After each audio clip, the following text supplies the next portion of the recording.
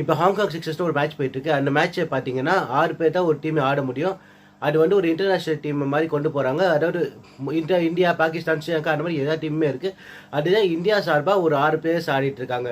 Dinesh Karthik, Bharat SIPRI, Abhimanyu Mithun, அப்புறம் நம்ம சபாஸ் டெடீம், ஒரு ராபின் உட்டப்பா 6 பேர் நம்ம டீம் வந்து இறங்கியிருக்காங்க. மற்றபடி எல்லா டீமும் ஆடிட்டு இருக்காங்க. இது என்ன விஷயம்னா இந்தியா வந்து செம்ம அடி வாங்கிட்டு இருக்காங்க எல்லா டீம் கிட்டேயும். அதாவது பாகிஸ்தான் ஜெயிச்சிட்டாங்க. இந்தியா 2 ரன்னே ஜெயிச்சாங்க. அதுவும் எப்படின்னா மழை காரணமாக டிஎஸ் மெத்தடு. இன்கேஸ் அப்படி இல்லைன்னா பாகிஸ்தான் அடியை முடிச்சுட்டு இருப்பானுங்க. மற்றபடி பார்த்தா நேபாள், குவைத் எல்லாத்துக்கிட்டும் செம்ம அடி வாங்கிட்டாங்க இந்தியா.